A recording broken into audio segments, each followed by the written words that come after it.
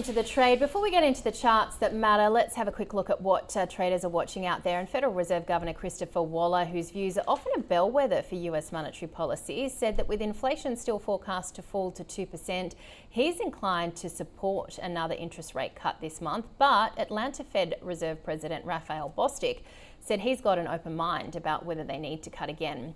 Oil prices, little change, this on hopes of stronger demand stemming from higher factory activity in China, largely offset by concerns that the Fed won't cut rates again.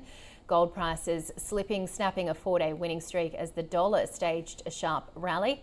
And copper prices slipping to their lowest in more than 2 weeks thanks to a stronger dollar, which triggered a sell-off despite signs of recovering growth in China's manufacturing sector.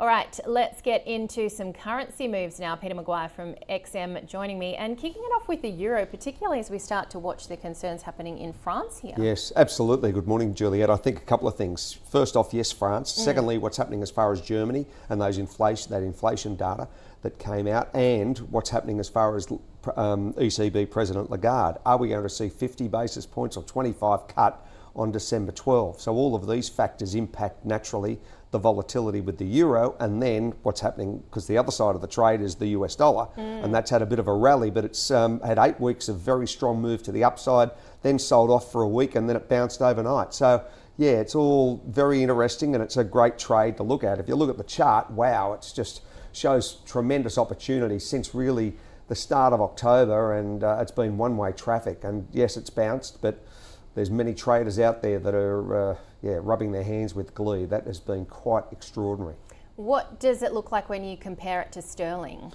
Well, you've got to look at also naturally the pound, and I mean, you know, it's whilst it's had a very interesting move and it's made a good leg down as far as euro pound, it's certainly stayed in that sideways channel for the best part of probably a couple of weeks now, and yet to break out of there. That 82 handle is where it's found a home.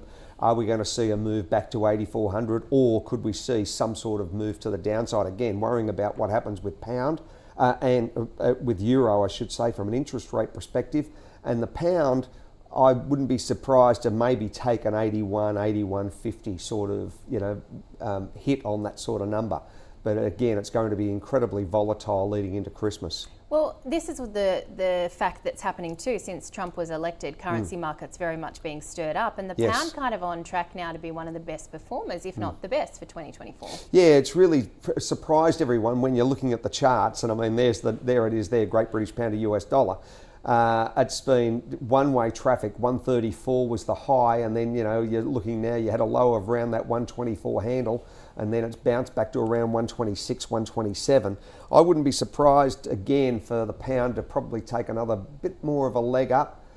We've just got to see where it moves, but at the moment there's plenty of movement and volatility, and that's what traders just love. It's a hard one when it's looking all those indicators there. It seems to be one for not for the faint-hearted.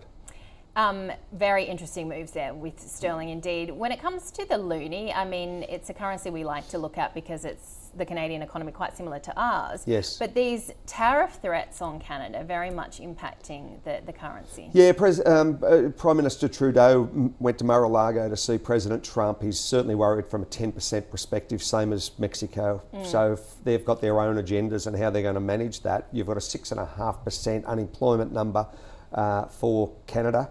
So that certainly is a concern.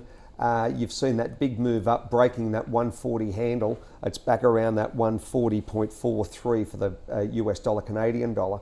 And there's every chance you could see a further leg up as far as that number's concerned, because quite simply, if that US dollar starts to make a bit of a recovery, the jury's out whether we're going to see a rate cut. Canada's been very aggressive with their rate cuts, and probably over the next couple of months you could see another 100 basis points stripped out of it. Incredible. The yen, we're looking maybe at a potential move for the Bank of Japan with a rate hike. Potential. What is the yen? 147 or something? Yeah.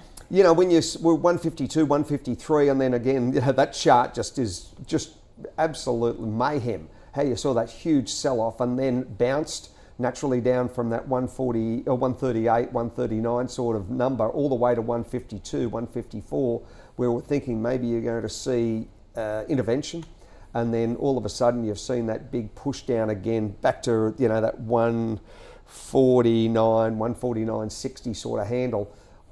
Let's just see what happens as far as naturally Bank of Japan and whether they do see a rate rise. And again, whether Fed Chair Powell, we've got that commentary coming out of Fed, I think Wednesday night, and then non-farm payrolls on Friday, which will give us a good indication. Are we going to hit 195,000 jobs, or is it going to disappoint and be ugly again like November was with 12,000?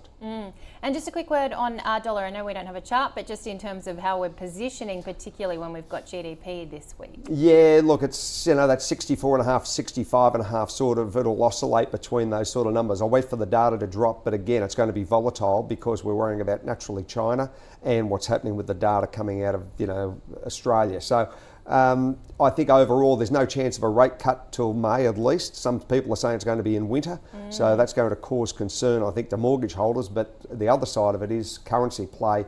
I think there could be a little bit of move to the upside for the Aussie, worry about the US dollar. Indeed. All right, Peter, thank you as always, Peter Mcguire there from XM. That does it for this edition of The Trade. Be sure to join us again next time.